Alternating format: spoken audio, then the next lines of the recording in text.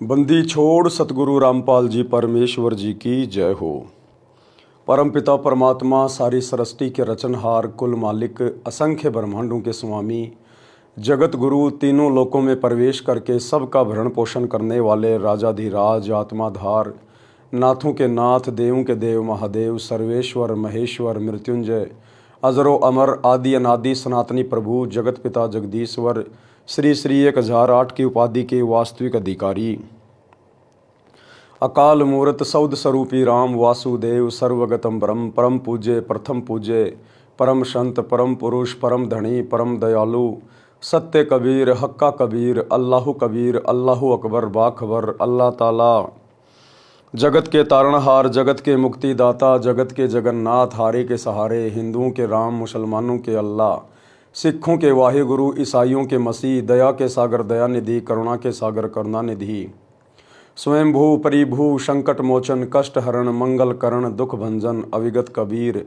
निर्विकार निर्विषम परमात्मा अलय अलेख सतगुरु आदि अनादि सतगुरु असली मर्यादा पुरुषोत्तम असली राम असली कृष्ण असली घनश्याम असली मुरारी राजाओं के राजा महाराजाओं के महाराजा शहंशाहों के शहंशाह सम्राटों के सम्राट भगवानों के भगवान अल्लाहों के अल्लाह प्रभुओं के प्रभु मसीहों के मसीह सच्चे वाहिगुरु बाबाओं के बाबा पीरों के पीर सेठों के सेठ जगत सेठ सावड़सा सेठ सर्वगुण संपन्न अनंत कोटि कलाओं के स्वामी अनंत कोटि ब्रह्मांडों के नायक योगियों में महायोगी ध्यानियों में महाध्यानी सिद्धों में परम सिद्ध ज्ञानियों में तत्व ज्ञानी ब्रह्म ज्ञानी महाज्ञानी परम ज्ञानी सर्वश्रेष्ठ ज्ञानी विज्ञानी युवा कबीर समृद्ध कबीर असंवाद अमित ओझा सच्चे रहनुमा करीम अल्लाह शुभान अल्लाह दुनिया के अंतिम पैगंबर 8 सितंबर 1951 से गांव धनाना जिला सोनीपत हरियाणा भारतवर्ष की पावन भूमि पे प्रकट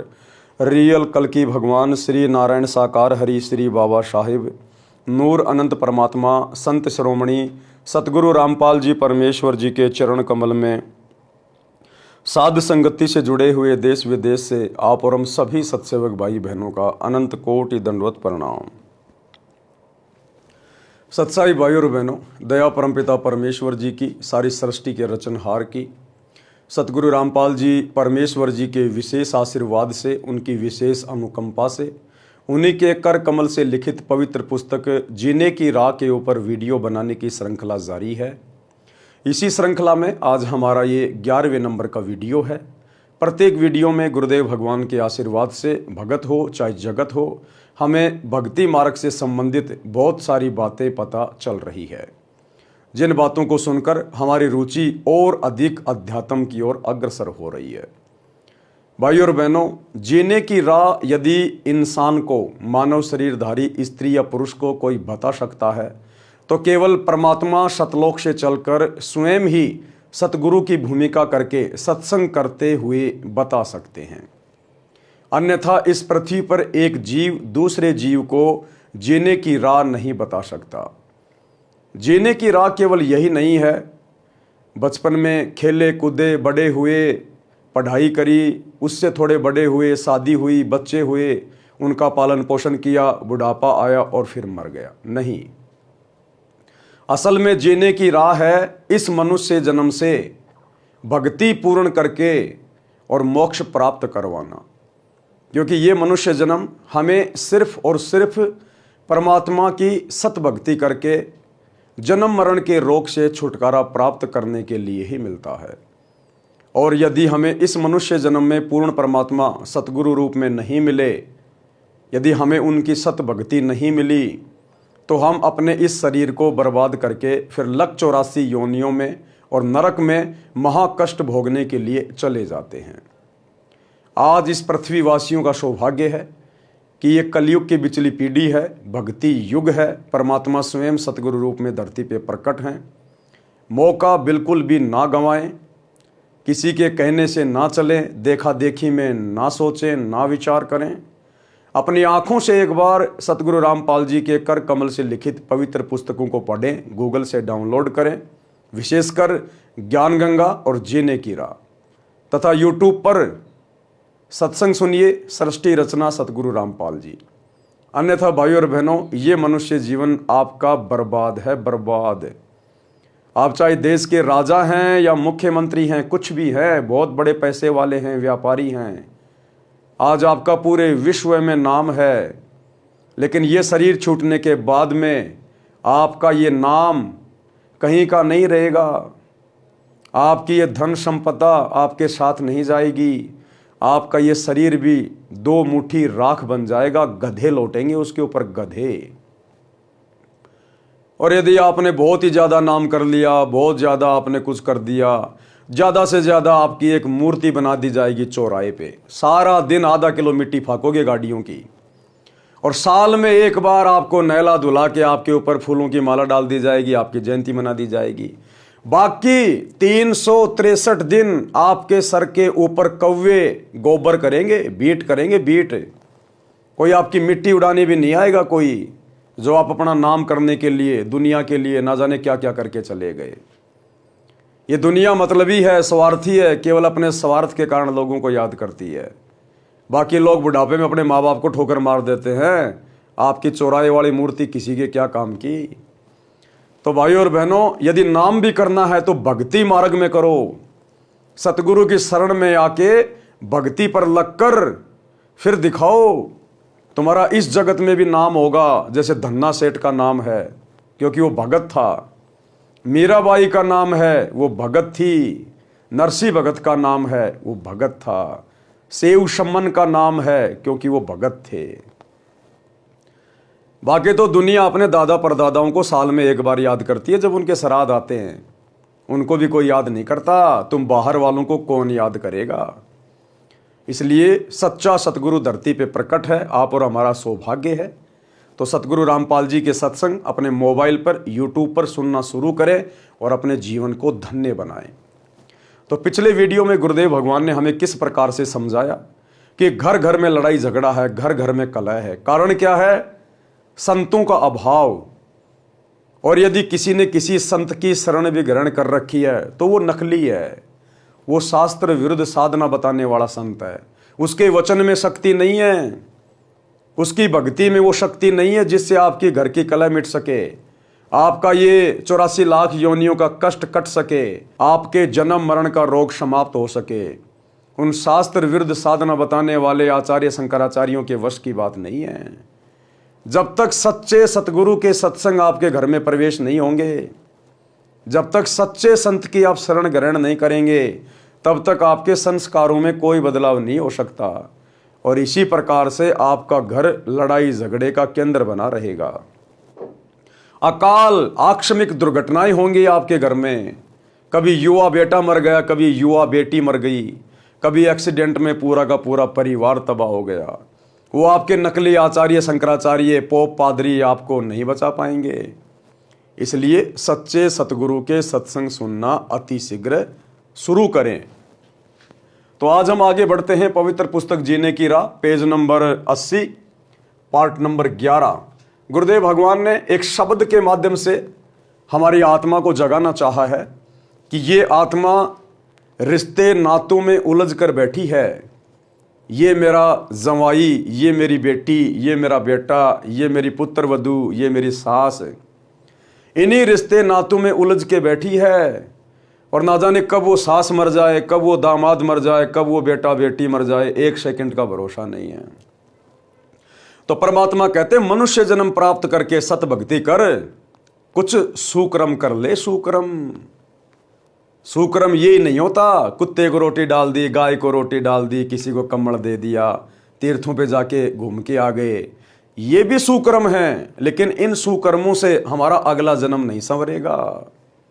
अगला जन्म तो सच्चे सतगुरु की शरण में आके और उनके बताए अनुसार सुकर्म करने से सुधरेगा। तो क्या बताया गुरुदेव ने? नाम सुमर ले, सुकर्म कर ले, कौन जाने कल की, खबर नहीं पल की। कि भैया तेरे इस मनुष्य शरीर का एक सेकंड का भरोसा नहीं है, कोई गारंटी नहीं है ये कब तेरे हाथ से छूट जाए।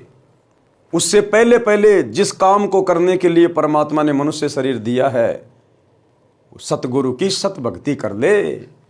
नाम सुमर ले, सुकर्म कर ले, कौन जाने कल की, खबर नहीं पल की।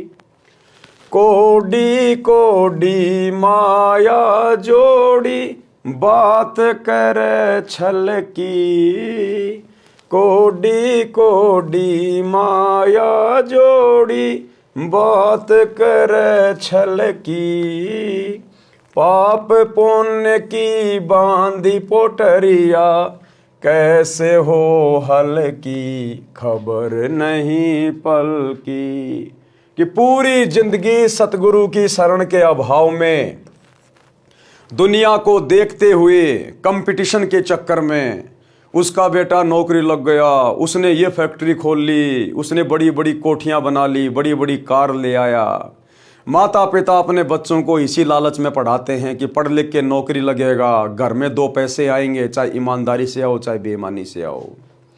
तो कहते हैं आपने जोड़ जोड़ के वो माया तो इकट्ठी कर ली, किसी से छल किया, किसी को वैसे बेचारे को दुखी कर लिया, कोई रिश्वत ले ली, कोई डाके मार लिए। कहते हैं पाप पुण्य की बांधी पोटरिया, ये तो तूने पाप और पुण्य की गठरी बांध ली, ये तो तूने अपना जीवन बर्बाद कर लिया। ये कैसे हो हल्की, अरे बिना सतगुरु की शरण के, बिना सतगुरु की सत भक्ति के, ये पाप और पुण्य की पोटली जो तूने बांध ली है, पूरी जिंदगी दो के चार करके, गधे और बैल की तरह कमा के, ये कैसे हल्की होगी अब तेरी। वहां तेरे पाप कर्म तेरे परिवार वाले नहीं बटवाएंगे, जिनके लिए तू गधे और बैल की तरह पूरी जिंदगी लगा दिन रात। रिश्वत लेने से बाज नहीं आया, मिलावट करने से बाज नहीं आया, किसी को ठगने से बाज नहीं आया। जब धर्मराज के दरबार में जाएगा तो खाली हाथ जाएगा, ये कमाई तेरी यहीं रह जाएगी। दुनिया ऐश करेगी तेरी कमाई पे, जिस कमाई को जोड़ने के लिए तूने पाप इकट्ठे कर लिए। अब ये पाप तेरे को खुद को भोगने पड़ेंगे धर्मराज के दरबार में। तेरी प्यारी पत्नी, तेरी माँ, तेरे प्यारे प्यारे बेटा बेटी तेरे पाप कर्म नहीं बटवाएंगे, वहां तेरे हाथ काटे जाएंगे, तुझे गरम तेल के कड़ाई में तला जाएगा, तेरी आंखें फोड़ी जाएंगी, कीड़ों के कुंड में वहां पर तेरे को ही डाला जाएगा। अपने पाप प्राणी स्वयं भोगेगा। अगर सतगुरु के शरण में आ जाता, नाम दीक्षा ले लेता, सत्संग सुनना शुरू कर देता, तो सतगुरु ज्ञान देता कि बेटा ऐसी गलती मत करना, ये 2 नंबर के काम ये मनुष्य योनि के लिए नहीं है, ये तो राक्षसों का स्वभाव है, राक्षसों का, जो दूसरों को दुखी करते समय कुछ भी नहीं सोचते।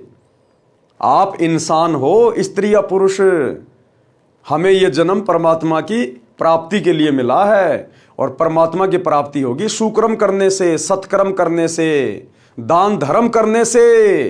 कबीरा आप ठगाइए और न ठगिए कोई, अरे आप ठगाए सुख होत हैं, औरों को ठगे दुख होए।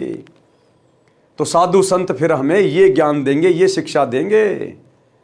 और जब हम सच्चे गुरु की शरण में आ जाएंगे तो फिर हमारे घर में कमी किस बात की। आगे से आगे परमात्मा हमारी जरूरतों की व्यवस्था करेगा। फिर भला हमने दुनिया को ठगने की जरूरत क्या है, झूठ बोलने की जरूरत क्या, चोरी करने की, मिलावट करने की आवश्यकता क्या पड़ जाएगी, जब हमारा सतगुरुदेव भगवान हमें किसी चीज के भरोसे रहने नहीं देगा। अन्यथा संतों की खोज क्यों की जाती है, भक्ति क्यों की जाती है। अगर भक्ति करते करते भी यदि वही दुख हैं, वही संकट हैं, वही परेशानियां हैं, इंसान के विचारों में कोई बदलाव नहीं आ रहा, सुकर्म करने की प्रेरणा मन में नहीं उठ रही, इसका मतलब वो संत नकली है, वो सत्संग नकली है, उसको तुरंत त्याग देना चाहिए और तुरंत सच्चे सतगुरु की शरण में आके अपनी आत्मा का कल्याण करवाना चाहिए। एक बार सत्संग सुनना शुरू करें सतगुरु रामपाल जी के, आपके संस्कार चेंज होना शुरू हो जाएंगे। आपको 1-2 महीने बाद में स्पष्ट दिखाई देने लगेगा कि मैं तो बारूद के ढेर पे बैठा था, बारूद के ढेर पर, और सोच रहा था मैंने तो पैसे कमा लिए, दुनिया को ठग लिया। आपको आत्मग्लानि होने लगेगी कि मैंने तो कोरा पाप इकट्ठा किया, पाप, दुनिया को लूट लूट के, झूठ बोल बोल के, 2 नंबर के काम और मिलावट कर करके। और जिस दिन सतगुरु की शरण में आ जाएंगे फिर देखना, शौपन में भी आपको बेईमानी नहीं सूझेगी, शौपन में भी डरोगे रिश्वत लेते हुए, उल्टे काम करते हुए, क्योंकि ये परम संत है, इनके वचन में शक्ति है। आगे गुरुदेव क्या कहते हैं, मात पिता परिवार भाई बंधु ये त्रिया मतलब की। त्रिया कौन? स्त्री। मात पिता परिवार भाई बंधु ये त्रिया मतलब की। चलती बरिया कोई न साथी या माटी जंगल की खबर नहीं पल की। कहते हैं जिस परिवार और कुटुंब के चक्कर में, जिनके पालन पोषण के ही चक्कर में तू दिन देखता ना रात गधे और बैल की तरह कमाए जा रहा है, कमाए जा रहा है, घर भरे जा रहा है। कहते हैं अंत समय में जब तू यहां से शरीर छोड़ के जाएगा, जब तेरा शरीर मिट्टी बनेगा, तो कहते हैं चलती बरिया कोई ना साथी, तेरा कोई साथी नहीं होगा। अकेला आया था अकेला जाएगा। आत्मा का कल्याण करवाने आया था और पाप कर्मों की गठरी बांध के चल दिया बिना सतगुरु की शरण के। तो कहते हैं अंत समय में ना तो तेरे वो परिवार काम आएगा, ना बेटा बेटी, ना तेरी पत्नी, ना तेरा वो धन, कुछ तेरे काम नहीं आएगा। वही परिवार वाले तेरे को उठा के फूक फाक के आ जाएंगे, 2-4 दिन रोलेंगे धोलेंगे, फिर वो स्त्री कोई दूसरा अपना खत्म कर लेगी और वो परिवार वैसे ही चलेगा जैसे पहले चल रहा था। जिस परिवार की जिम्मेदारी लेके तू दिन रात टेंशन में रहता था, मैं मर जाऊंगा तो परिवार कैसे चलेगा, मेरे बेटा बेटी का क्या होगा। वो बेटा बेटी बड़े आनंद से रह रहे हैं, कोई दिक्कत नहीं है। दुनिया के माता पिता मरते हैं, 2-4 दिन का रोना धोना होता है, उसके बाद वो परिवार वैसे चलता है। सब अपनी अपनी किस्मत लिखवा के लाते हैं, कोई माँ बाप के भरोसे नहीं आता है। ये तो हम लोग फालतू की ठेकेदारी ले रहे, फालतू की ठेकेदारी। ठीक है, माता पिता की भी जिम्मेदारी निभानी है, बाल बच्चों का भी पोषण करना है। परमात्मा ये नहीं कहते कि माता पिता को छोड़ दो, परिवार को छोड़ दो या जिम्मेदारी ना निभाओ। नहीं, सारे काम करो, नेक नीति ईमानदारी से करो, लेकिन साथ में जो मुख्य काम था उसको क्यों भूल गया? भक्ति को। अरे मुख्य काम तो भक्ति है ना, तू भक्ति करने के लिए आया था ना इस धरती पर। ये माता पिता तो कल को गधे बनेंगे, वहां भी मिल जाएंगे। औरत कल को कुत्ते बनेंगे, वहां भी मिल जाएगी। बेटा बेटी जानवरों की योनि में मिल जाएंगे। परमात्मा कहते हैं मात पिता मिल जाएंगे, लख 84 माही, ये सतगुरु की सेवा और भक्ति फेर मिलन की नहीं। ऐसा सतगुरु और ऐसा ज्ञान और ऐसा मोक्ष का मार्ग भाई तुझे अन्य योनियों में नहीं मिलेगा। ये तो मनुष्य जन्म में भी बड़ा दुर्लभ है, बड़ा दुर्लभ है। आपके दादा परदादा मर गए चले गए, आज वो भूत बने फिर रहे हैं जिनके आप श्राद्ध निकाल रहे हो। ये सतगुरु उनको प्राप्त नहीं हुआ। आज जो मनुष्य शरीरधारी है उनका सौभाग्य है, अपना रोग कटवा सकते हैं जन्म और मरण का। तो ये सतगुरु पशु योनि तो छोड़ दीजिए, पशु योनि में तो कोई भक्ति कर ही नहीं सकता। मनुष्य योनि में भी मिलना अति दुर्लभ है, अति दुर्लभ। लेकिन आज ये सतगुरु बेहद सुलभ है। अगर जरा सा दिमाग लगा लिया जाए, महीना 2 महीना अगर यूट्यूब पर इनके सत्संग सुन लिए जाएं, सृष्टि रचना को अच्छे से समझ लिया जाए, तो जीवन धन्य हो जाएगा, जीवन धन्य। आपका वो परिवार भी, आपके बच्चों का पालन पोषण भी परमात्मा के आशीर्वाद से इतने अच्छे तरीके से होगा, आपके आड़ोसी पड़ोसी गांव वाले देखते रह जाएंगे कि ये भाई साहब करता कुछ नहीं है और इसके घर में ठाट बाट हो रहे हैं। और पहले बैल से ज्यादा कमा रहे थे, बैल से ज्यादा, गधे से ज्यादा, और फिर भी हमारे खर्चे पूरे नहीं हो रहे थे। इसलिए दुनिया सतगुरु को ढूंढती है, लेकिन रॉन्ग नंबर लग जाता है दुनिया का। नकली सतगुरु उसे अपनी चपेट में ले लेते हैं, आत्माओं को फंसा के बैठ जाते हैं। गांव गांव में बैठे ये नकली पाखंडी आचार्य शंकराचार्य। सच्चे सतगुरु की शरण ग्रहण करनी पड़ेगी, तब देखना जीवन में आनंद, मंगल ही मंगल। तो परमात्मा कहते हैं बेटा अंत में अकेला जाएगा, वो तेरा परिवार, तेरे बेटा बेटी, तेरी जिम्मेदारियां सब यहीं धरी के धरी रह जाएंगी। 2 मुट्ठी राख बनेगी तेरे शरीर की, और फिर पाप कर्म भोगेगा ऊपर जाके। तारों बीच चंद्रमा जूं झलके, तेरी महिमा झला झलकी। तारों बीच चंद्रमा जूं झलके, तेरी महिमा झला झलकी। बने कुकरा बिष्टा खावे, अब बात करे बल की खबर नहीं पल की। देखो कितने प्यार से समझा रहे हैं गुरुदेव कि आज कोई प्रधानमंत्री बना है, कोई राष्ट्रपति बना है, कोई बहुत बड़ा उद्योगपति है, कोई पैसे वाला है, कोई मंत्री है, कोई संतरी है। आज उनकी बहुत ज्यादा महिमा है। जहां भी जाते हैं दुनिया ले लेके मोबाइल उनकी फोटो खींचने लग जाती है, सेल्फियां लेने लग जाती है। जहां जाते हैं वहां उनका आदर सम्मान होता है, गले में मालाएं डाली जाती है, तालियां बजाई जाती हैं। परमात्मा कहते हैं बिना सतगुरु की भक्ति के ये तेरी झूठी महिमा बेटा किसी काम नहीं आएगी। आज तो तेरी महिमा ऐसी हो रही है जैसे तारों के बीच में चंद्रमा की होती है। रात्रि में तारों में जैसे चंद्रमा अलग ही दिखाई देता है ना, आज इस दुनिया में आम इंसानों में, आम प्राणियों में आज तेरी महिमा ऐसे हो रही है। फलाने देश का राष्ट्रपति, प्रधानमंत्री, मुख्यमंत्री, उद्योगपति, वो क्रिकेटर, वो हीरो, वो हीरोइन, कहते हैं आज तेरी महिमा बड़ी जबरदस्त हो रही है। लेकिन एक सतगुरु की शरण में ना आने से ये महिमा तेरी रहेगी कितने दिन? चलो मान लिया जब तक तेरा शरीर है 60 साल का, 70 साल का, तू मंत्री बन लिया, प्रधानमंत्री बन लिया, दुनिया तेरी फैन हो रही है, तेरी महिमा बन रही है। और जब शरीर छूटेगा तब कहां जाएगा? फिर तेरे ऊपर परमात्मा का नियम लागू होगा, परमात्मा का विधान लागू होगा।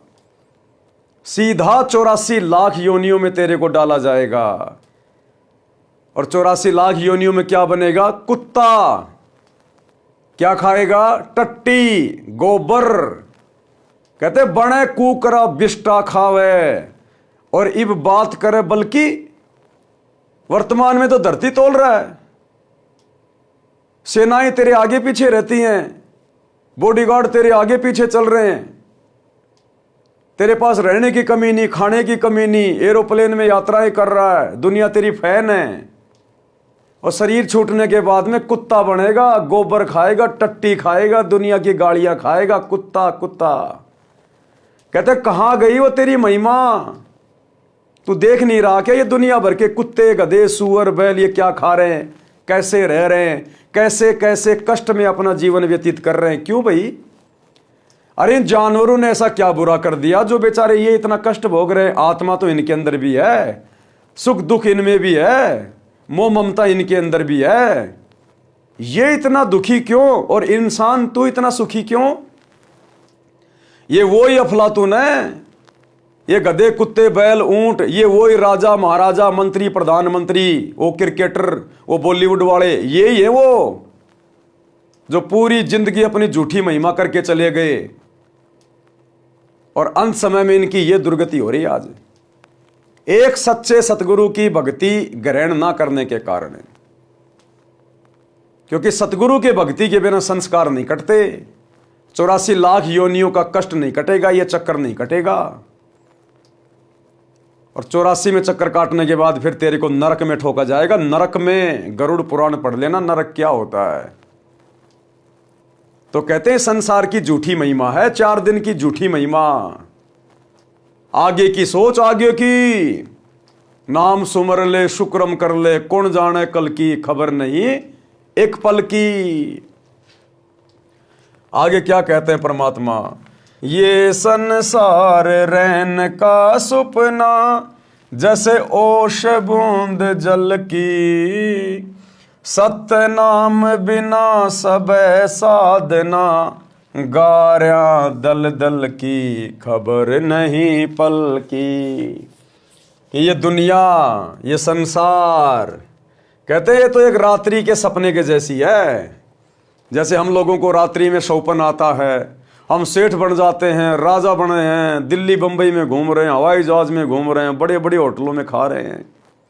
और जैसे सुबह सपना समाप्त होता है, आंखें खुलती हैं, कुछ भी तो नहीं, ना दिल्ली ना बंबई, वही टूटी चारपाई पे पड़ा है, वहीं अपने बेड पे पड़ा है। कहां गई वो जहां घूम रहा था तू रात को सौपन में, राजा महाराजा बन के, सेठ बन के? परमात्मा कहते हैं वो रात्रि का सपना घंटे 2 घंटे का।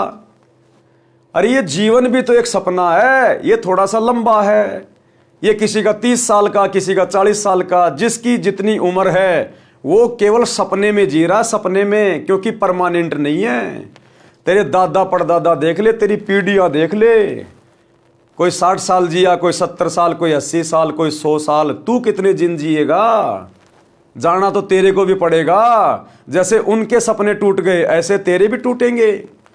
जिस दिन तेरी मौत आएगी उस दिन तेरा ये सपना टूट जाएगा। फिर तू हकीकत में खड़ा मिलेगा धर्मराज के दरबार में नंगा होके अपना अकाउंट करवाने के लिए। और धर्मराज तो एक ही बात कहेगा, ला भैया भक्ति, अरे भक्ति ला, भक्ति धन, कबीरा सब जग निर्धना, धनवंता ना कोई, और धनवंता सो जानिए जिसके पास राम नाम धन होए। तू कहेगा जी मैंने तो भक्ति करी नहीं, मुझे तो पता ही नहीं था। नहीं पता तो चल नरक में, चल गधा कुत्ता सुअर की योनियों में। कितना समझा के भेजा था तेरे को, वहां पर तेरी पूरी फिल्म चला दी जाएगी असंख्य जन्मों की, कि देख हाथ जोड़ रहा था, ये भगवान एक बार मनुष्य जन्म दे दे, ये परमात्मा अब की बार तेरी भक्ति करूंगा और कुछ नहीं करूंगा, कोई फालतू काम नहीं करूंगा। क्योंकि उस समय हमें हमारे असंख्य जन्मों का ज्ञान होता है कि हमने कितने जन्म बर्बाद कर दिए, स्त्री या पुरुष बनकर, राजा महाराजा बनकर। फिर वहां जाने के बाद कुछ नहीं बनेगी। इसलिए उस लाइन में खड़ा ना होना पड़े, वहां पर शर्मिंदगी ना हो, नरक में ना जाना पड़े, 84 में ना जाना पड़े, उसके लिए वो दयालु परमात्मा स्वयं सतगुरु बन के आता है और अपना सत ज्ञान देता है कि भाई मान जा, सुधर जा। अगर तुम लोगों को नहीं पता है तो कम से कम संतों की बातें सुन लो। संतों को आगे पीछे सब कुछ पता होता है, क्योंकि संत त्रिकालदर्शी होते हैं, उनकी दिव्य दृष्टि काम करती है, उन्हें तुम्हारे भविष्य का पता है, आगे पीछे का। इसलिए संत धरती पर आकर निस्वार्थ भाव से परमार्थ के लिए प्रचार करते हैं। संतों को किसी से क्या मतलब है। लेकिन सच्चा सतगुरु केवल एक समय में पूरे विश्व में एक ही होता है, और आज केवल सतगुरु रामपाल जी हैं। तो परमात्मा कह रहे हैं भैया उस समय तेरे साथ में ये बनेगी, ये संसार रैन का सपना यानी रात के सौपन जैसा है। जिस दिन मौत हो जाएगी ये शरीर भी तेरे साथ नहीं जाएगा, कोई इसको जमीन में गाड़ेगा, कोई इसको आग के हवाले करेगा।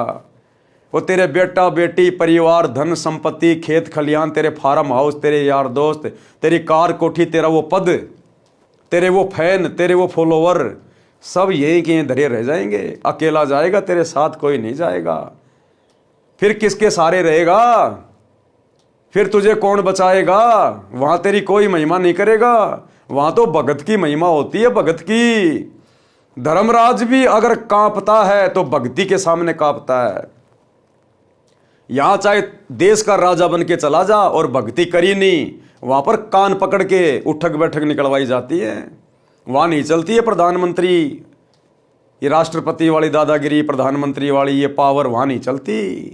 वहां तो भक्ति चलती है, भक्ति। तो परमात्मा कहते हैं सतनाम बिन सवै साधना गार्या दलदल की। सतनाम यानी सच्चे नाम की साधना के बिना और जितनी भी साधना है ये तो गार्या है, गार्या दलदल की। जैसे दलदल का जो कीचड़ होता है उसमें जितने हाथ पैर मारोगे उतना ही नीचे जाओगे, नीचे। तो इसी प्रकार शास्त्र विरुद्ध साधना चाहे कितनी कर लो, कितनी कावड़ ले आओ, कितनी पैदल यात्रा कर लो, कितने भंडारे कर लो, कितने कम्बल बांट लो, कितने मंदिर मस्जिद चर्च गुरुद्वारों में धोख लगा लो, तुम तो दलदल वाली गार्या में धस रहे हो। अंत में दुर्गति निश्चित है। और सतनाम की साधना केवल सतगुरु रामपाल जी के पास है, बाकी दुनिया में किसी के पास नहीं है। इसलिए समझदार को समय रहते संत रामपाल जी के सत्संग सुनना शुरू कर देना चाहिए। अंत समय जब चले अकेला आंसू नैन ढलकी, अंत समय जब चले अकेला तेरे आंसू नैन ढलकी, कहे कबीर शरण गह मेरी हो रक्षा जल थल की, खबर नहीं पल की। परमात्मा कह रहे अंत समय में जब तू चलेगा ना यहां से अकेला, तेरी आंखों से आंसू निकलेंगे, रोएगा तू, पछताएगा उस समय कि हे परमात्मा मैंने क्या किया। मैं तो खाली आया था और खाली जा रहा हूं। मैं तो जिस चीज को जोड़ने में पूरी जिंदगी लगा रहा, मेरे साथ तो कुछ भी नहीं आया। वो मेरा परिवार, मेरी संपत्ति सब नीचे धरी की धरी रह गई। मैं तो भक्ति करने आया था, भक्ति का तो मैंने खाता भी नहीं खोला, और ये तो दुर्गति हो गई मेरी, दुर्गति। तो मालिक कहते हैं अंत समय में जो भक्तिहीन प्राणी होता है वो रोता हुआ जाएगा, यम के दूत उसके मुख दर मारते हुए लेके जाएंगे, नंगे पैर पकड़ के उसकी कॉलर, उसकी गर्दन। और कहते हैं कहे कबीर शरण गए मेरी, कबीर परमात्मा कहते हैं जब मैं सतगुरु रूप में धरती पे आता हूं, मेरी शरण में तो आके देख एक बार, यम के दूत तेरे निकट भी नहीं आएंगे। हो रक्षा जलथल की, जब तक जिएगा तब तक भी तेरी मैं रक्षा करूंगा, तेरे ऊपर कोई आंच नहीं आने दूंगा। और मरने के बाद तो परमात्मा शब्द रूप में साथ रहेगा, धर्मराज भी हाथ जोड़ेगा, आओ भगत जी, आओ भगत जी, और बाकी प्रधानमंत्री का भी कान पकड़ के आगे ठोकर मारेगा, निकल यहां से नालायक, गया था भक्ति करने, लग गया राजपाट करने में, कोरे पाप कमा के ले आया। भावार्थ, परमात्मा कबीर जी ने बताया है कि हे भोले मानव, स्त्री या पुरुष, परमात्मा का नाम जाप कर, शुभ कर्म कर, पता नहीं कल यानी भविष्य में क्या दुर्घटना हो जाएगी, एक पल का भी ज्ञान नहीं है। धन का संग्रह छल कपट किए बिना हो ही नहीं सकता। गुरुदेव कह रहे हैं धन का संग्रह छल कपट किए बिना होगा ही नहीं। ये सतगुरु के वचन है, परम सत्य है। 2 नंबर के काम किए बिना, छल कपट किए बिना, मिलावट किए बिना, रिश्वत लिए बिना आपके पास में धन का संग्रह हो ही नहीं सकता, इम्पॉसिबल। जिसमें से कुछ धर्म पर भी खर्च कर देता है, इस प्रकार पाप तथा पुण्य की 2 गठरी बांध ली, ये कैसे हल्की होंगी। पाप तो नरक में और पुण्य स्वर्ग में भोगता है। माता पिता भाई पत्नी आदि आदि परिजन अपने अपने मतलब की बातें सोचते हैं, पूर्व जन्मों के कारण परिवार रूप में जुड़े, यानी परिवार में आज जो भी हमारे रिश्ते नाती हैं, आपके बेटा बेटी या माता पिता भाई बंधु, ये पिछले जन्मों के हमारे एक दूसरे के ऋण संबंध हैं। कोई अपना पूरा करने आया है, कोई लेने के लिए आया है, जिसका जितना संस्कार है उतने दिन हमारे से रिश्तों में जुड़े रहेंगे। और जब वो संस्कार पूरा हो जाएगा, अचानक से बेटा बेटी एक्सीडेंट में मर जाते हैं, जवान क्यों मर गए भाई, वो तो आपके थे ना, क्यों मरने दिया आपने, वो आपके नहीं थे भैया। ना जाने कितने बेटा हो लिए, कितनी बेटी हो ली, कितने माता पिता बन लिए, कितना क्या हो लिया। ये तो हमारे पिछले जन्मों के ऋण संबंध है जो हम पूरा करने आते हैं। एक बाप पूरी जिंदगी कमाता है और बेटा आवारागर्दी करता है, शराब पीता है, वो पिछले जन्म में उस बाप ने उस बेटे का खा रखा है, अब की बार वो पूरा करने आया है। वो बाप कमा कमा के दे रहा है जो पिछले जन्म में उसका लूटा था, और वो बेटा खा रहा है। एक घर में बेटा कमा रहा है, बाप शराब पी रहा है। अब वो बाप का उस बेटे ने पिछले जन्म में धन खा रखा है, इस जन्म में वो बाप बैठा बैठा खा रहा है और वो बेटा कमा कमा के दे रहा है। आपके घर में जो दामाद जी हैं, आपने जिनको अपनी बेटी दे दी, बहुत सारा दहेज भी दे दिया, गाड़ी भी दे दी, वो दामाद उस ससुर ने पिछले जन्म में उस दामाद का खा रखा है, लूट रखा उसको। इस जन्म में वो दामाद बनके, जवाई बनके वो धन भी ले गया और बेटी भी ले गया। ये केवल ऋण संबंध है, यहां कोई किसी का नहीं है। एक लेवा एक देवा दूतम, कोई किसी का पिता नहीं पुतम, ऋण संबंध जुड़े सब नाता, अंत समय सब 12 बाटा। जैसे वो संस्कार खत्म, उसी समय सब अपने अपने रास्ते निकल जाते हैं। मरने के बाद बेटा कहाँ जाएगा, बाप कहाँ जाएगा, माँ कहाँ जाएगी। भक्ति नहीं करी तो बाप बनेगा गधा, माँ बनेगी कुतिया, बेटा बनेगा शुअर, हो गया 12 बाट अंत में सब कुछ।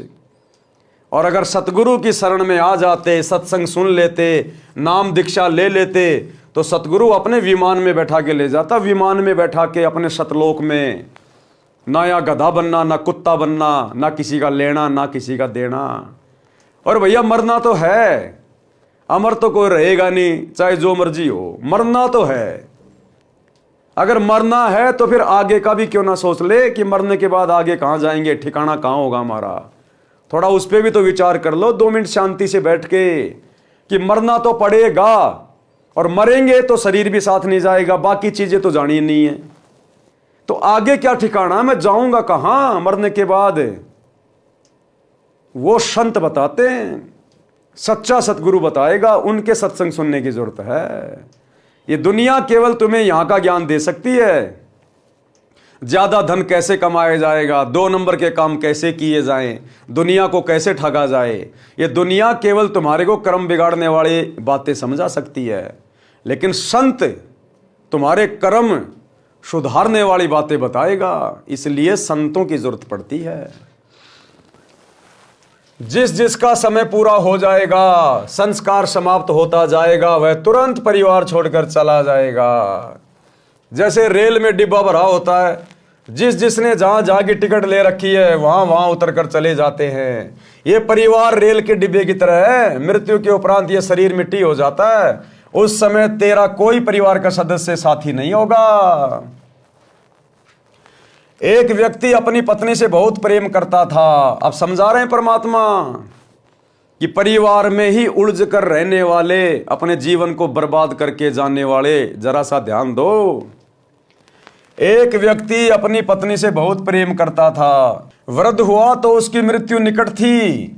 उसने अपनी पत्नी से कहा कि आप मेरे साथ चलोगी?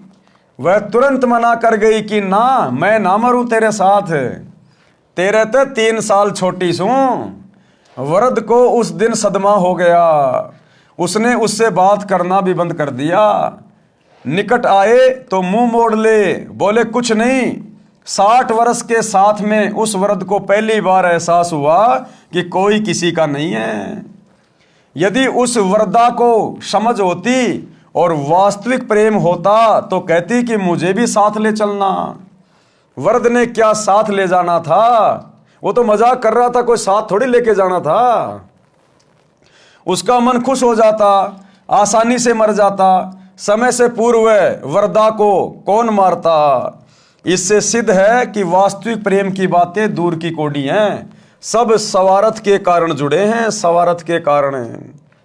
हे मानव, पूर्व जन्म के जप तप तथा धर्म संस्कार से वर्तमान में मंत्री, प्रधानमंत्री या ऊंचे अधिकारी बनकर ऐसे सुशोभित हो रहा है जैसे रात्रि में तारों के बीच में चांद की शोभा होती है।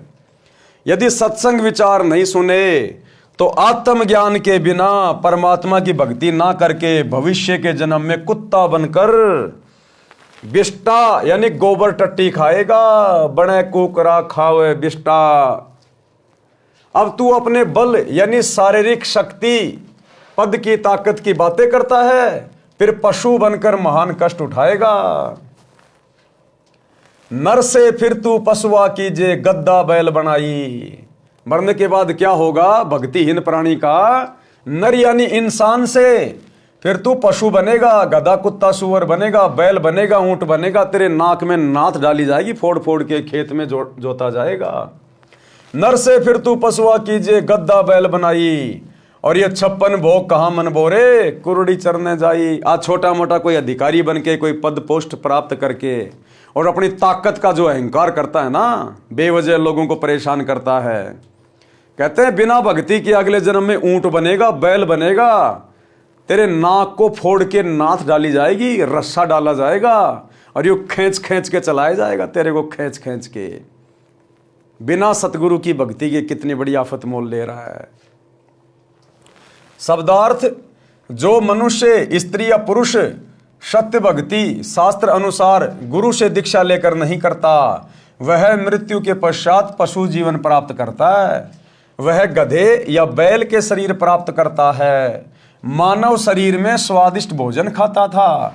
गधा बनने के पश्चात अच्छा खाना भी नहीं मिलता। गधे का शरीर धारण करके जंगल में कूड़े के ढेर में गंदा भोजन व घास खाता है। इसलिए भक्ति करो।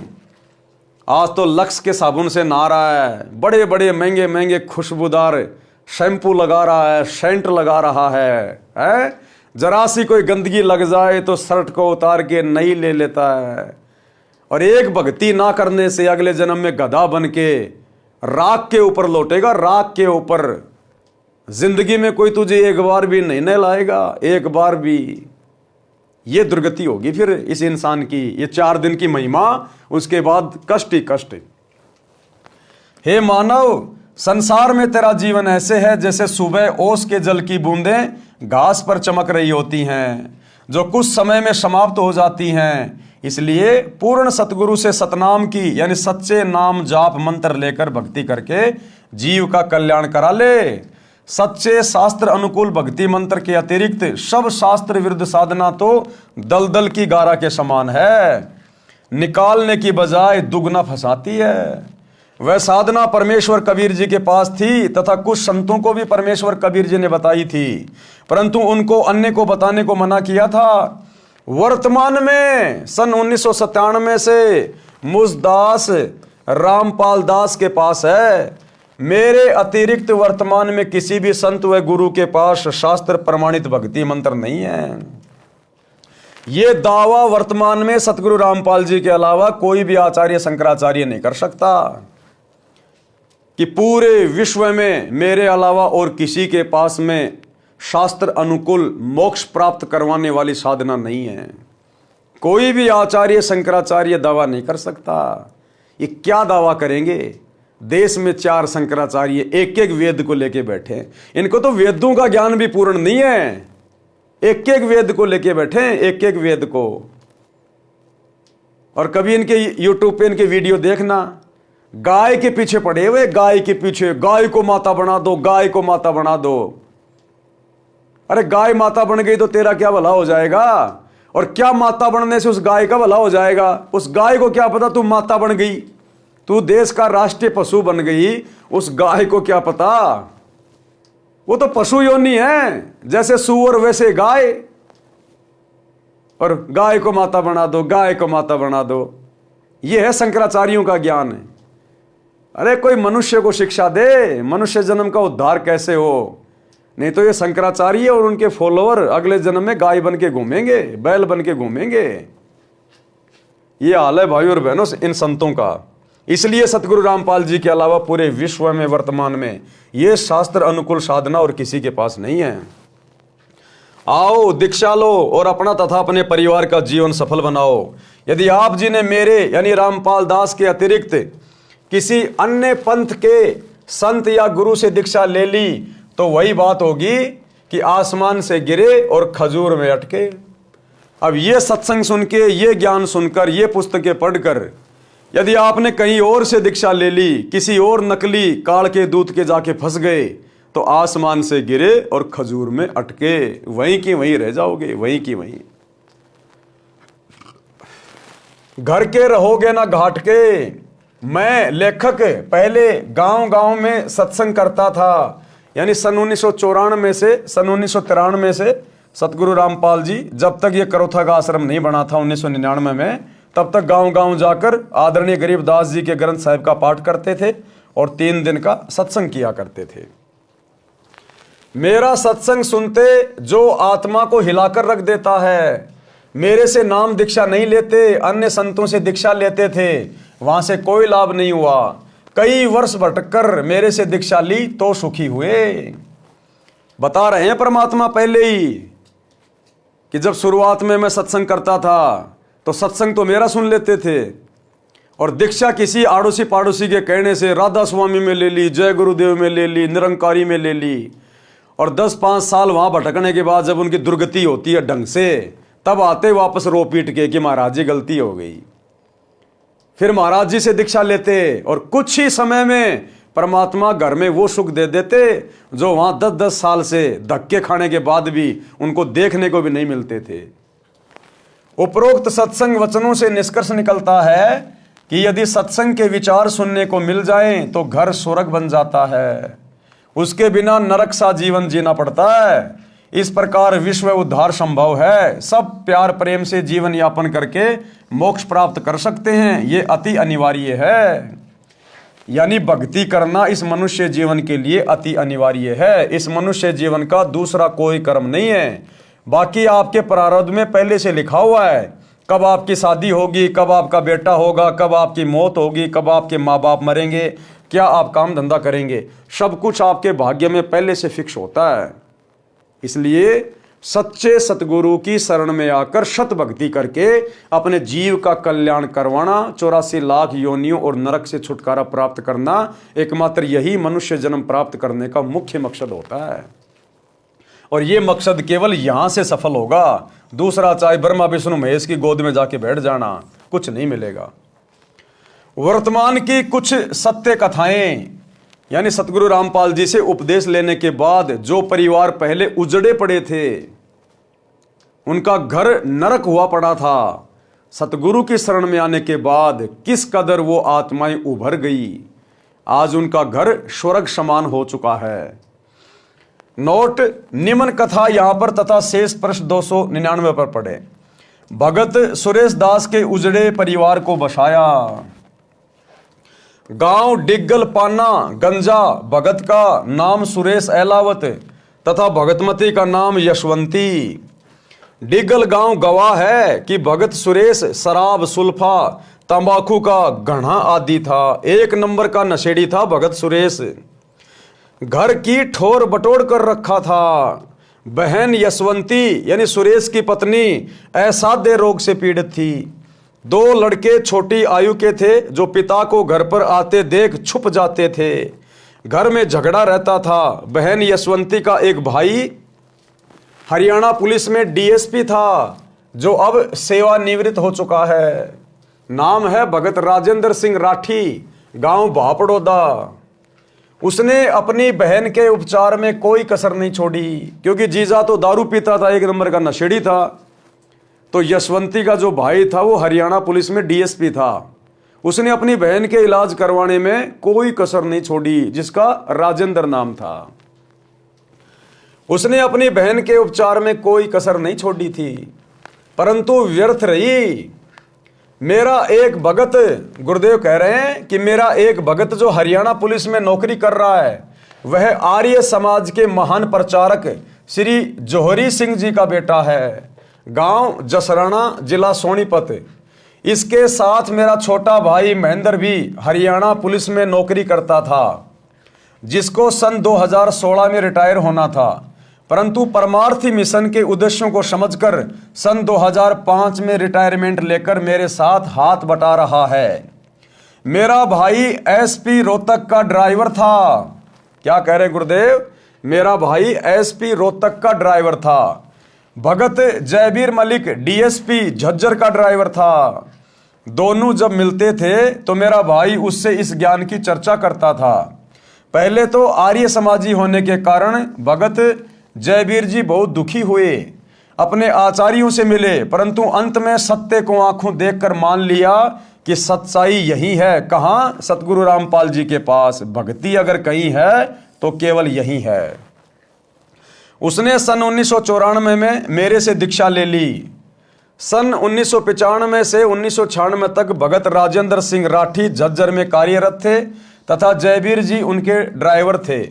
भगत राजेंद्र जी का एक भाई पुलिस में नौकरी करता था। बहन यशवंती वाली बीमारी उसको भी थी, जिस कारण से सन 1995 में उसकी मृत्यु हो गई थी। ड्राइवर के नाते भगत जयबीर जी भी डीएसपी के साथ उनके घर गए। सब हालात का ज्ञान हुआ। वापस आने पर एक दिन जयबीर जी ने डीएसपी साहब से निवेदन किया कि आप अपने परिवार को बचाना चाहते हो तो संत रामपाल जी से दीक्षा ले लो। पहले तो नहीं माना, परंतु ट्रायल करने के लिए अपनी बहन यशवंती को अपने छोटे भाई सुखबीर के साथ दीक्षा दिलाने के लिए भेजा। ये दास रामपाल दास सिंचाई विभाग में जूनियर इंजीनियर जेई के पद पर कार्यरत था। गुरुजी के आदेश से दीक्षा देने लगा तथा प्रचार करने लगा। मिशन के उद्देश्य से परिचित होकर जनहित तथा जगहित में सन 1995 में नौकरी से त्यागपत्र देकर प्रचार प्रसार में लग गया। यानी गुरुदेव भगवान ने सन 1995 में अपनी जेई की नौकरी से त्यागपत्र दे दिया इस परमार्थ के लिए। त्यागपत्र हरियाणा सरकार द्वारा स्वीकृत है। गांव गांव में संत गरीबदास जी महाराज की वाणी का अखंड पाठ करता था, सत्संग करता था। 3 दिन यह अनुष्ठान चलता था। ज्ञान समझाकर बुराई छुड़वाकर दीक्षा देता था, जिस कारण उपदेशी को आश्चर्यजनक लाभ होता था।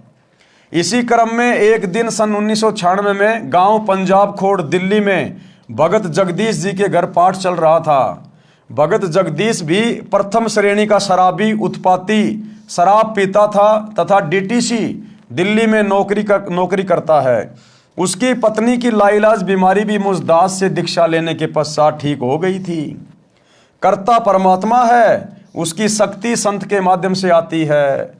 जैसे तार द्वारा बिजली आती है, तार बिजली नहीं है, इसी प्रकार संत परमात्मा भले ही नहीं है परंतु तार अवश्य होता है। उस समय बहन यशवंती की जीभ काम करना बंद कर गई थी। उस राजेंद्र की बहन थी यशवंती, उसकी जीभ भी बिल्कुल काम करना बंद कर गई थी। उसको बोले हुए कई दिन हो गए थे। वह गूंगी हो चुकी थी। सुखवीर जी अपनी बहन को साथ लेकर शाम के समय भगत जगदीश जी के घर आए।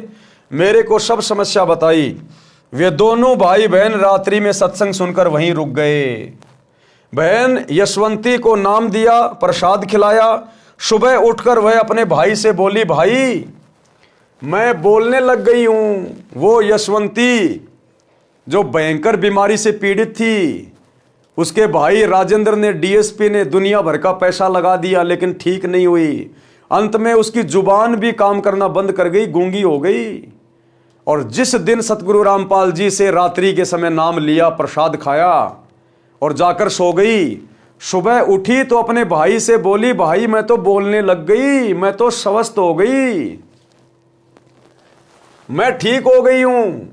यह चमत्कार देखकर दोनों भाई बहन उपस्थित व्यक्तियों जो सत्संग सुनने और भोग लगाने के समय पहुंचे थे, सबको बता रहे थे कि कमाल हो गया। उसके पश्चात डीएसपी साहब ने तथा सर्व परिवार तथा रिश्तेदारों ने दीक्षा ली। आज सब सकुशल हैं, भक्ति कर रहे हैं। भगत सुरेश प्रथम श्रेणी का शराबी था, जिसके घर पे पाठ चल रहा था, सत्संग चल रहा था। अपनी पत्नी को ठीक हुआ देखकर सत्संग में आने लगा। शराब तथा सर्व नशा त्याग कर नाम लेकर सुधर गया। उस समय तक कोई आश्रम नहीं बनाया था, गांव गांव में प्रचार किया जाता था। अब बहन यशवंती के परिवार की पूरे डिग्गल गांव में मिसाल है। सुरेश चौधरी भगत बन गया, जो एक नंबर का शराबी था। सारी बुराई त्याग दी। दोनों लड़के दिल्ली पुलिस में एक ही दिन सिपाही भर्ती हो गए, केवल सतगुरु के आशीर्वाद से। अन्यथा वो परिवार नरक बन गया था, नरक। उस यशवंती की तो अकाल मृत्यु होनी थी और वो थोड़े दिनों बाद में शराब पी पी के मरना था। और दोनों बच्चे उसके भीख मांग मांग के खाने थे, भीख मांग मांग के। उस परिवार की ये हालत होनी थी। लेकिन सतगुरु की शरण में आने से, सत्संग सुनने से आज वो परिवार आबाद हो गया, आबाद। दोनों लड़के दिल्ली पुलिस में एक ही दिन सिपाही भर्ती हो गए। लोगों को लगा होगा कि पैसे देकर भर्ती कराए होंगे, परंतु ये सत्य है कि एक पैसा भी किसी को नहीं दिया। आप स्वयं जांच कर सकते हैं। दोनों लड़कों के विवाह में 1 रुपया से अधिक कुछ नहीं लिया। ये भी जांच का विषय है। ऐसे ऐसे अनेकों उदाहरण हैं। ये कहानी बताने का मेरा उद्देश्य ये है कि जैसे गीता अध्याय 16 श्लोक 23 और 24 में कहा है कि शास्त्र विधि को त्याग कर मनमाना आचरण करने वाले को तो कोई लाभ परमात्मा से नहीं मिलता। और सतगुरु रामपाल जी के अलावा धरती पर जितने भी शंकराचार्य, आचार्य, मंडलेश्वर, गिरी, पुरी, नागा, ओगड़, वैष्णव, शैर, जितने भी ये पंथ वाले हैं, जितने भी ये साधु संत महात्मा हैं, श्री राम कथा कहने वाले, श्री कृष्ण लीला कहने वाले, रामायण का पाठ करने वाले, यानी एक सतगुरु रामपाल जी को छोड़कर आज धरती पर कोई संत या सतगुरु या गुरु कहलाने का अधिकारी नहीं है। उनके पास में शास्त्रों के अनुसार साधना नहीं है। वे मनमुखी भक्ति कर रहे हैं और तुम लोगों से करवा रहे हैं, और अंत में तुम सबका जीवन नरक बना के छोड़ देंगे, नरक बना के। आज घर घर में भक्ति हो रही है और घर घर में दुख है, कष्ट है, अकाल मृत्यु है, लड़ाई झगड़ा है। क्या खाक काम आ रही हो भक्ति? अरे वो देवी देवता जिनकी भक्ति कर रहे हैं, कौन से दिन काम आएंगे फिर? तो भाई और बहनों, सच्चे सतगुरु की शरण में आने से ही बात बनेगी, अन्यथा धरती पर भक्ति नहीं है। शास्त्रोक्त भक्ति करने से परमात्मा की शक्ति से सर्व असंभव कार्य भी सिद्ध हो जाते हैं, मोक्ष भी मिलता है। ऋग्वेद मंडल 10 सूक्त 161 मंत्र 2 में भी प्रमाण है कि परमात्मा की भक्ति करने वाले का असाध्य रोग भी नष्ट हो जाता है। परमात्मा की भक्ति करने वाले का असाध्य रोग भी, यानी जिस रोग का कहीं कोई इलाज ना हो, डॉक्टर हाथ खड़े कर लें, वो रोग भी सच्चे सतगुरु की भक्ति शुरू करने से समाप्त हो जाता है। आपने हॉस्पिटलों के भी चक्कर काटने की जरूरत नहीं है।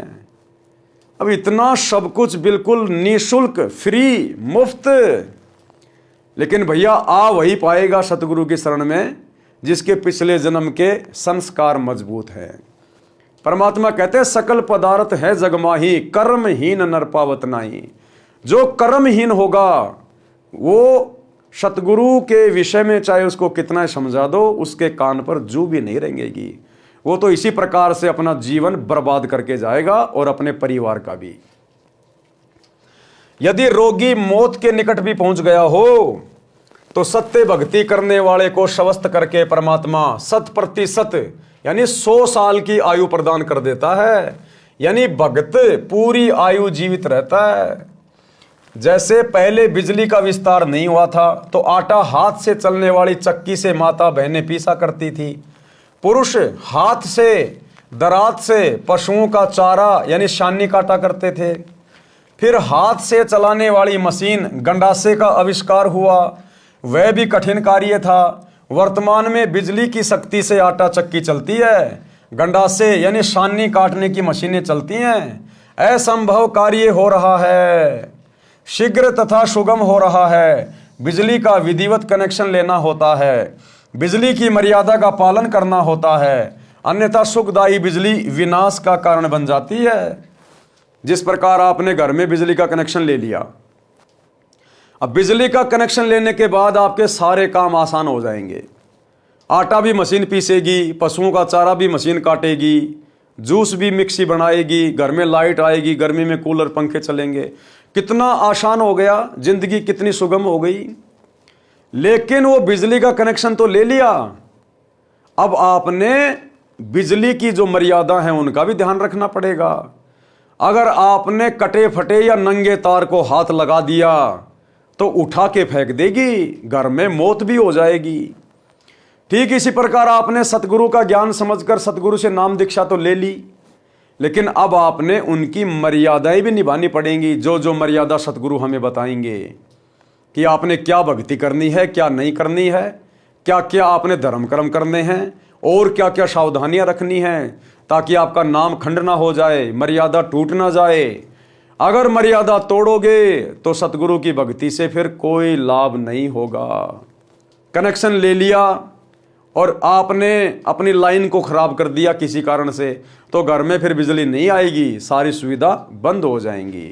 तो भक्ति लेने के बाद में मर्यादा बहुत जरूरी है, कंपलसरी है। इसी प्रकार परमात्मा का कनेक्शन लेना पड़ता है, यानी सच्चे सतगुरु से नाम उपदेश लेकर अपना जो कनेक्शन है वो भक्ति से जोड़ना पड़ेगा। इसी प्रकार परमात्मा का कनेक्शन लेना पड़ता है और परमात्मा की मर्यादाओं का पालन करना होता है, तब सर्व सुख तथा मोक्ष परमात्मा देता है। मर्यादा भंग होने से परमात्मा की शक्ति आनी बंद हो जाती है, सर्व सुविधाएं मिलनी बंद हो जाती हैं। डिग्गल गांव के व्यक्ति उन झूठे आचार्यों की बात को सत्य मानकर करोथा आश्रम में जाने वाले अपने गांव वालों को रोकते थे, तो भगत सुरेश जी तथा बहन यशवंती जी हाथ जोड़कर गांव के उन व्यक्तियों से कहते थे कि गामराम मारो चाहे छोड़ो, हम आश्रम में जाना बंद नहीं करेंगे। हमारा तो घर वहीं से बसा है, नहीं तो हम आज उजड़ गए होते। परमात्मा ने उनकी सच्ची भक्ति का फल भी ऐसे ही दे रखा है। सत्संग न सुनने से सर्वनाश हुआ। अब एक तो आपने कथा सुन ली कि सत्संग सुनने से, सच्चे गुरु की शरण में आने से किस प्रकार उजड़ा हुआ घर भी आबाद हो गया, और सत्संग ना सुनने से, सतगुरु की शरण में ना आने से कैसे आबाद परिवार भी बर्बाद हो जाते हैं। कबीर राम नाम कड़वा लागे और मीठे लागे दाम, भाई दुविधा में दोनों गए या माया मिली ना राम। शब्दार्थ, सत्संग न सुनने वाले मानव स्त्री पुरुष को परमात्मा के विधान का ज्ञान नहीं होता, जिस कारण से उनको परमात्मा के विषय में चर्चा भी अच्छी नहीं लगती है। धन संग्रह करना अच्छा लगता है, जिस कारण से उनको दोनों से हाथ धोने पड़ते हैं। यानी उससे न तो परमात्मा मिलता है और न ही मृत्यु के पश्चात धन भी यहीं रह गया, उसके दोनों ही हाथ से निकल गए। पंजाब प्रांत में मेरे यानी रामपाल दास के पूज्य गुरुदेव जी का आश्रम तलवंडी भाई की नामक कस्बे में है। उनके सतलोक चले जाने के पश्चात उनका दास रामपाल दास महीने के दूसरे रविवार को सत्संग करने जाता था। मेरे गुरुदेव जी के कुछ शिष्य तलवंडी भाई की कस्बे के सेठ भी हैं। उनका रिश्तेदार शुक्रवार को एक वृद्धा की मौत पर शोक व्यक्त करने सपरिवार आया था। वह शनिवार 2 बजे बाद दोपहर को अपने घर चंडीगढ़ जाने लगा तो सत्संगी रिश्तेदारों ने उनसे कहा कि आज और रुक जाओ, कल सुबह 8-10 बजे सत्संग होगा, आप सत्संग सुनकर प्रसाद लेकर जाना। यानी जहां गुरुदेव सत्संग करने जा रहे थे तो वहां पर उनका कोई रिश्तेदार आया हुआ था जिनके घर पे सत्संग था। पैसे वाला था, बड़ी पार्टी थी, बिजनेस करता था, मारुति गाड़ी में सपरिवार आया हुआ था। उनके घर में कोई मौत हो गई थी, इसलिए शोक व्यक्त करने आया था।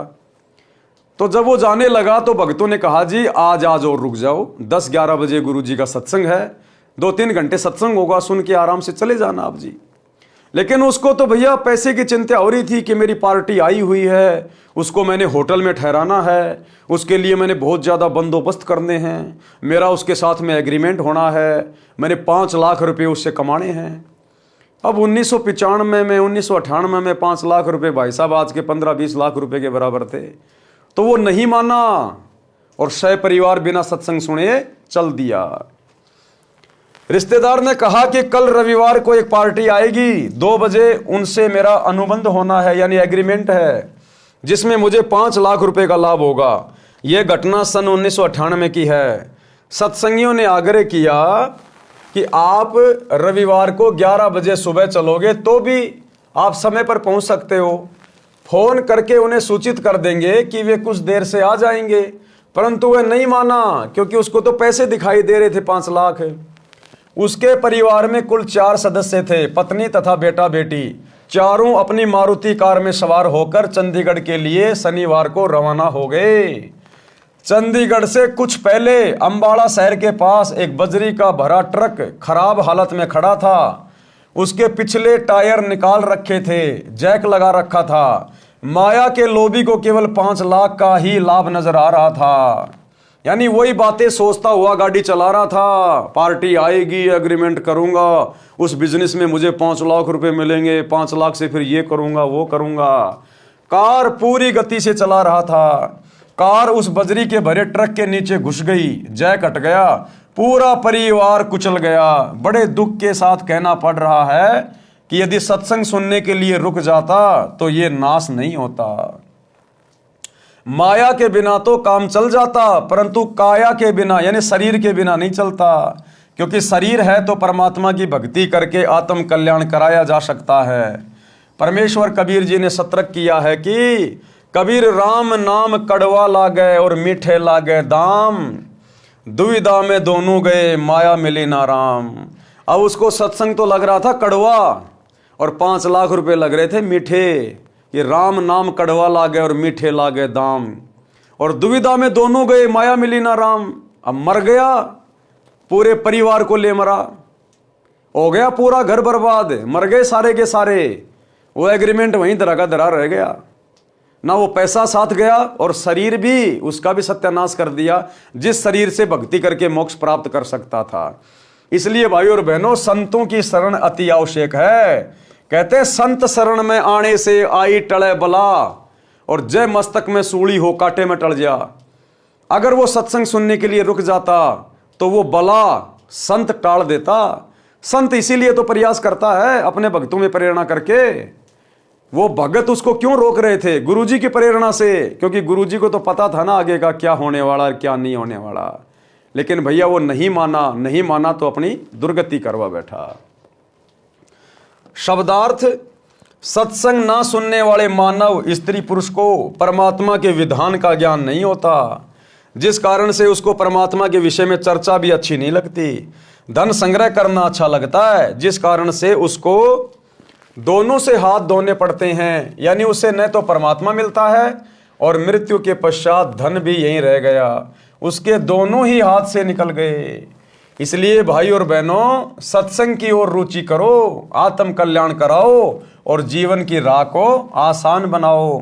और ये जीवन की राह आसान वर्तमान में केवल एकमात्र सच्चे संत सतगुरु रामपाल जी की सत भक्ति से होगा। दूसरा धरती पे कोई सेंटर नहीं। और सत्संग में जाने से बड़ी आपत्ति टल जाती है। कबीर संत शरण में आने से आई टले बला, जय भाग्य में सूली हो, यानी मौत भी हो, कहते हैं कांटे में टल जा। भावार्थ, समर्थ कबीर परमेश्वर के कृपा पात्र सच्चे गुरु सतगुरु से दीक्षा लेने वाले भगत या भगतमती की परमात्मा रक्षा करता है। यदि पूर्व जन्म के पाप के कारण साधक को मौत की सजा सूली यंत्र के द्वारा मिलनी भाग्य में लिखी हो, जो अत्यधिक पीड़ादायक होती है। पहले के टाइम में राजा महाराजा सूली की सजा तोड़ा करते थे। एक 5 या 6 फुट का भाले नुमा ऊपर से पहना एक लकड़ी होती थी, उसको जमीन में गाड़ दिया जाता था। और जिस व्यक्ति को सूली की सजा सुनाई जाती थी उसको अच्छे से बांध के ऊपर उसके एक चकड़ा लगा दिया जाता था और उस व्यक्ति को गुदा द्वार से बैठा दिया जाता था ऊपर। उसकी गुदा से वो भाला अंदर जाता था शरीर में, धीरे धीरे धीरे धीरे, और खोपड़ी से निकलता था। इतनी कष्टदायक पीड़ादायक मौत दी जाती थी, उसको कहते थे सूली तोड़ना। तो परमात्मा कहते हैं अगर आपके भाग्य में वो सूली से सजा तोड़ना भी लिखी है और यदि आप सच्चे सतगुरु की शरण में आ जाते हैं तो गुरुदेव भगवान कहते हैं वो कांटे में टल जाती है। यानी महीने 2 महीने की जेल में काट देगा परमात्मा। अगर गर्दन कटनी हो तो आपके हाथ की उंगली कट के रह जाएगी। संत आपका इतना बचाव कर देते हैं और आपके शरीर को भक्ति के लिए सुरक्षित रख देते हैं। तो परमात्मा उस भगत के उस मृत्यु दंड को समाप्त करके कुछ छोटा मोटा दंड, जैसे पैर में कांटा लगना, इतना देकर टाल देता है। भयंकर दंड को नाम मात्र के दंड में बदल देता है, जो बहुत बड़ी बला यानी परेशानी थी। एक गांव में संत का आश्रम था। अब देखो कैसे एक कथा के माध्यम से गुरुदेव भगवान हमें समझा रहे हैं कि किस प्रकार से परम संत की शरण में आने के बाद सूली जैसी सजा भी एक कांटे में टल जाती है, हल्के में परेशानियां कट जाती हैं। एक गांव में संत का आश्रम था जो गांव से लगभग 2 किलोमीटर दूर बना था। उस गांव के कई परिवार संत जी के शिष्य थे। संत जी वर्ष में केवल 2 बार उस आश्रम में आते थे। उसके साथ कुछ स्थायी शिष्य भी आते थे। वह संत अपनी मंडली के साथ प्रत्येक बार 2 महीने उस आश्रम में रहता, फिर अन्य आश्रम में जाता था। संत जी अपने कार्यक्रम के अनुसार 2 महीने के लिए आया हुआ था। उस गांव के भक्तों ने भोजन की व्यवस्था अपने अपने घरों से कर रखी थी। एक परिवार एक दिन का भोजन आश्रम वालों को घर से बनाकर लाकर खिलाता था। प्रत्येक भगत की इच्छा रहती थी कि अपने गुरुजी को उत्तम भोजन, खीर व सब्जी रोटी खिलाएं। एक परिवार का भोजन का दिन था। उस दिन दूध खराब हो गया। जिस दिन एक बहन का भोजन का नंबर था गुरुजी को भोजन खिलाने का, उस दिन उसकी भैंस का दूध खराब हो गया। तो अब वो दूध मांगने के लिए अपने किसी पड़ोसन के पास गई। उस दिन दूध खराब हो गया। उस माई का नाम कस्तूरी था। उसी के पड़ोस में एक परिवार था जिसमें केवल 2 माँ बेटे थे। कारण यह था कि उस बहन रामो के पति की मृत्यु असमय हो गई जब लड़का 2 वर्ष का था। उस बहन ने एक घटना देखी थी कि उसके परिवार में दूसरे दादसरे की संतान में एक बहू विधवा हो गई थी। एक पुत्र 3 वर्ष का था। उसने अपने देवर से शादी कर ली। देवर भी शादीशुदा यानी मैरिड था। देवर से भी उसको एक पुत्र प्राप्त हो गया। देवर देवरानी उससे मजदूर के समान बर्ताव करते थे। रूखा सूखा जूठा टुकड़ा पहले बेटे तथा माता को देते थे, जिस कारण से लड़के ने बड़ा होने पर आत्महत्या करनी पड़ी। वह भी पागल होकर कहीं चली गई। सब देवर जेठ बुरे नहीं होते। इस घटना को याद करके उस रामो बहन ने जेठ देवर से विवाह नहीं किया, लत्ता नहीं ओढ़ा, अपने बेटे करमपाल को पाला पोसा, मेहनत मजदूरी की। कुछ जमीन भी थी, उसी में मेहनत करके गाय भैंस को पालती थी। अपने बेटे को अच्छा घी दूध खिलाती पिलाती थी, विचार करती थी कि बेटा शीघ्र जवान हो जाएगा, इसका विवाह करूंगी, ये अपने कार्य को संभाल लेगा, मैं सुख का जीवन जीऊंगी। परंतु सत्संग बिना ज्ञान नहीं, ज्ञान सतगुरु देता है, और भक्ति बिना जीव सुखी नहीं हो सकता, चाहे कितना ही धनी क्यों ना हो, चाहे कोई कितना ही धनी क्यों ना हो, भक्ति बिना 2 टके का भी सुख नहीं है। आज आप प्रधानमंत्री से मिल लीजिए, राष्ट्रपति से मिल लीजिए, किसी बड़े उद्योगपति से मिल लीजिए, यदि आप 5-7 दिन उनके साथ रह के देखेंगे, आपको मौका मिल जाए कभी उनके पास में रहने का, उनके घर पे, आपको उनसे ज्यादा महादुखी व्यक्ति दुनिया में कोई दूसरा दिखाई नहीं देगा। 24 घंटे उनको चैन नहीं, नींद भी पूरी नहीं लेते। आज वहां मीटिंग है, आज वहां जाना है, आज वहां नुकसान हो गया, उस फैक्ट्री में ये हो गया, वहां काम चल रहा था 2 मजदूर बन गए, पुलिस आई हुई है। रातों को गोलियां खा खा के सोते हैं, शराब पी पी के। जरा सा सुख नहीं है, जरा सा चैन नहीं है। बस केवल हमें दिखाई देते हैं कि ये तो एरोप्लेन में घूम रहा है, महंगी महंगी गाड़ियां ला रखी हैं, बड़ी बड़ी कोठियां बना रखी हैं। उनके अंदर सुख शांति 1 पैसे की भी नहीं है, 1 पैसे की भी। सिर पर पिता का साया नहीं था, बेटा मां के लाड से बिगड़ता ही है। मां का स्वभाव अपने संतान को सर्व संभव सुख देना होता है। कहावत है कि रांड का बेटा तथा रंडवे की बेटी बिगड़ती ही है। कारण यह है कि पिता कार्यवश बेटी की गतिविधि पर ध्यान नहीं रख पाता, माँ बेटे की गतिविधि पर ध्यान नहीं दे पाती। बेटी को तो अपने साथ रखती है, जिस कारण से करमपाल नशा करने लग गया। अब ये कहानी परमात्मा उस औरत की बता रहे हैं जिस औरत का उस दिन दूध खराब हो गया था, और उसके पड़ोस में जो औरत थी रामो और उसका बेटा करमपाल, ये उनकी कथा परमात्मा बता रहे हैं। माता से झगड़ा करके रुपए या बाजरा जवार चना ले जाता, उसे बेचकर नशा करता। और रामो का बेटा जो करमपाल था, जिसका पिता बचपन में मर चुका था, अब माँ के लाड़ प्यार से वो इतना बिगड़ गया, वो नशा करने लग गया। माँ पैसे नहीं देती तो घर से अनाज वगैरह चोरी करके दुकान पे बेच के और शराब पीने लग जाता। माँ सारा दिन रोती रहती थी कि सोचा क्या था, ये कैसी कर्म गति, आगे से आगे सब उल्टा हो रहा है। जिस चिंता के कारण दुबली पतली हो गई थी। भगतमती कस्तूरी अपनी पड़ोसन रामो यानी राम प्यारी के घर गई। पहले कुशल मंगल की औपचारिकता करते हुए पूछा कि बेटा क्या कर रहा है, कैसे हो माँ बेटा। ये बात सुनकर बहन रामो रोने लगी और बोली कि बहन कैसे भी नहीं है, लड़का बिगड़ गया है, नशा करता है, कहना नहीं मानता है, झगड़ा करता है, गाली गलौज पर उतर आता है। आपको तो पता है परिवार तथा गांव वालों ने मेरे ऊपर कितना दबाव डाला था। जेठ का लत्ता ओढ़ ले पति के बड़े भाई से पुनः विवाह करने के लिए। मैंने राजवंती की घटना से डरकर जेठ से विवाह नहीं किया। अपने बेटे को सुखी देखने के लिए आज इसने उससे भी अधिक दुख दे दिया। मन करता है कि कहीं चली जाऊं या आत्महत्या कर लूं।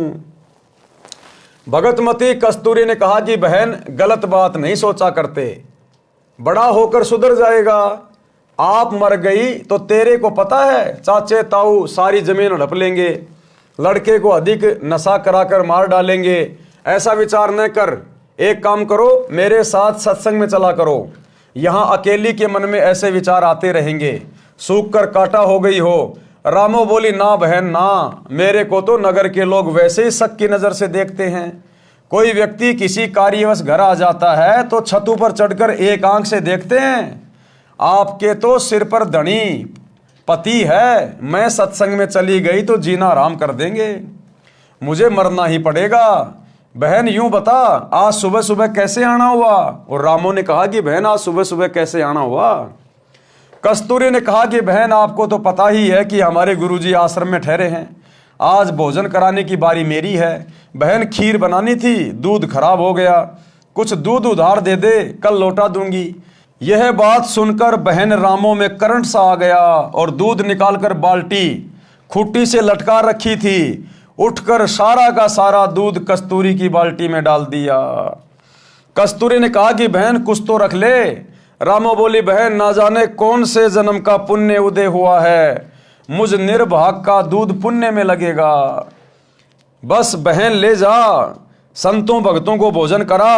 कस्तूरी बहन आश्चर्यचकित थी कि सारा का सारा दूध तो मैं सत्संगी होते हुए भी नहीं दे सकती थी, किलो 2 किलो तो रखती।